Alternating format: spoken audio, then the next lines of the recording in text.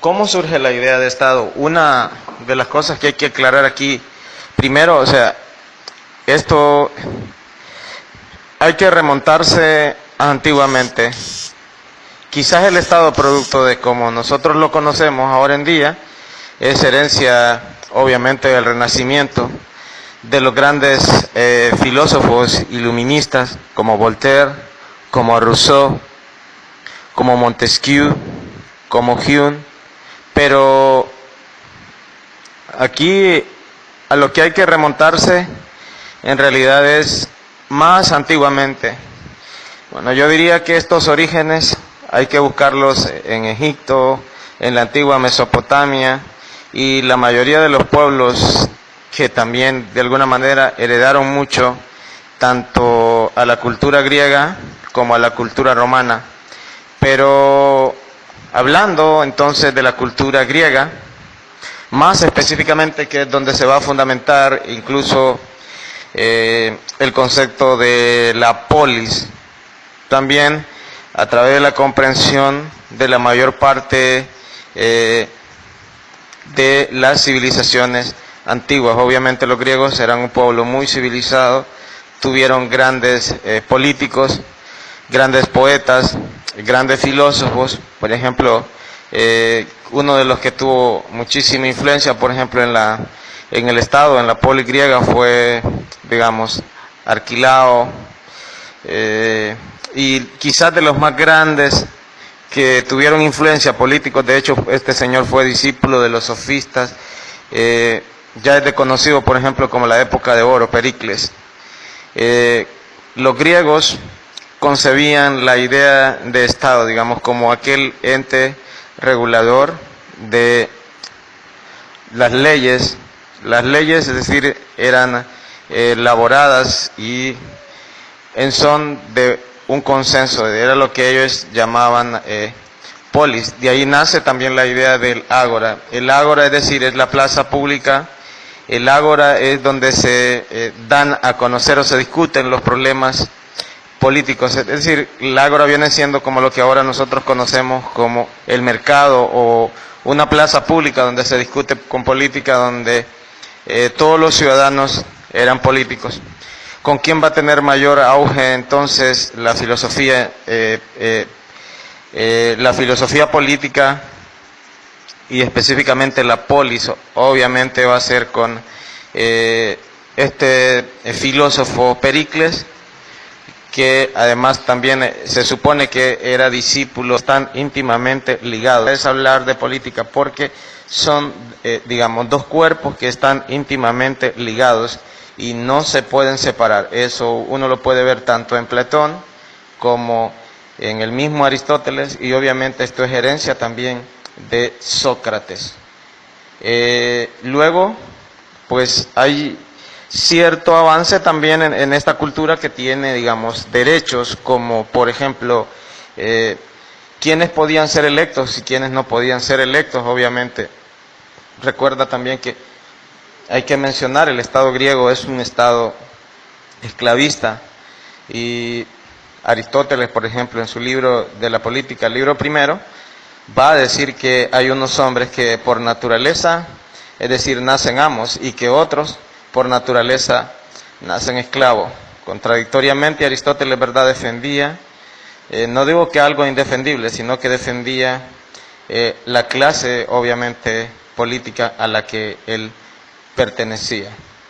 Luego tenemos también la Edad Media, ¿no?, que va desde la caída quizá del Imperio Romano hasta llegar al año casi 1500, donde el poder obviamente va a concentrarse en manos de la Iglesia, en manos de los señores feudales. La acumulación de la tierra y la riqueza está acumulada en manos específicamente de la filosofía, y aquí es también una etapa donde muchos la han criticado, pero que también es curioso estudiarla, ¿no?, como la época en que se atrasa la ciencia, en que hay poco o nada, ningún tipo de avance científico, pero también es importante, los mismos curas que eran los que tenían la educación en sus manos, pudieron conservar la sabiduría de los antiguos pensadores.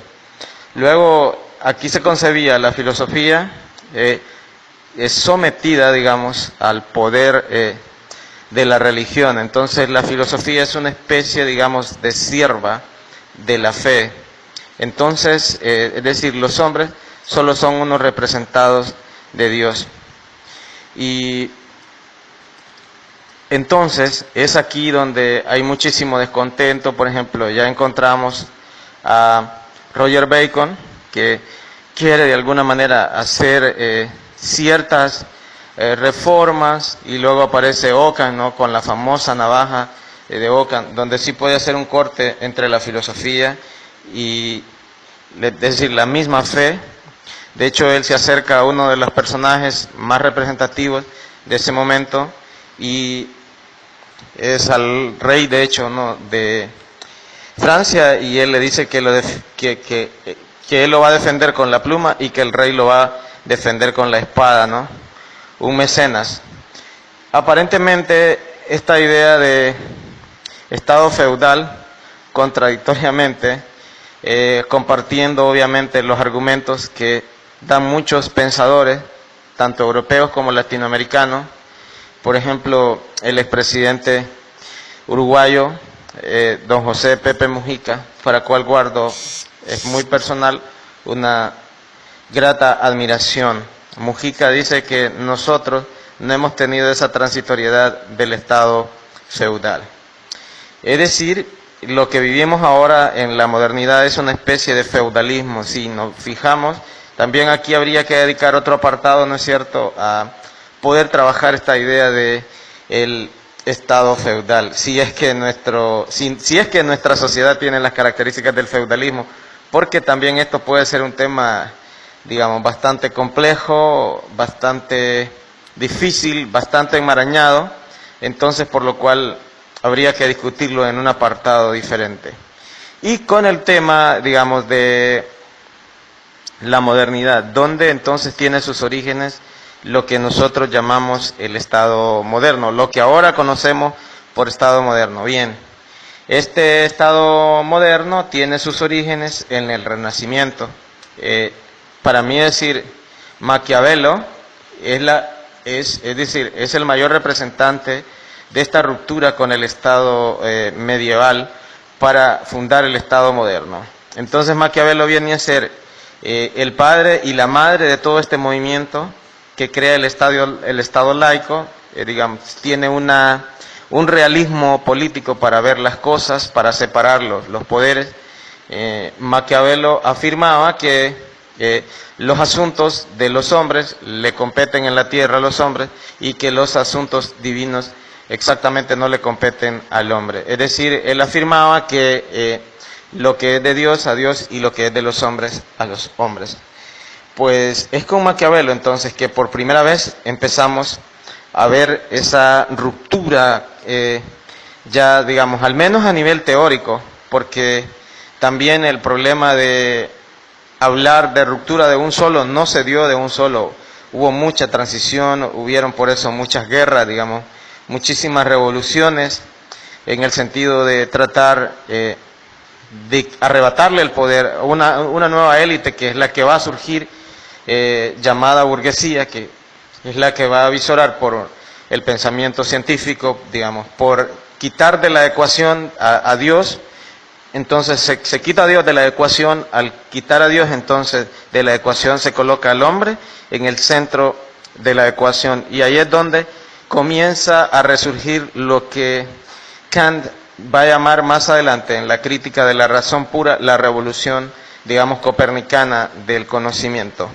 En este aspecto también voy a mencionar, digamos, los teóricos importantísimos de la Ilustración, o los contractualistas.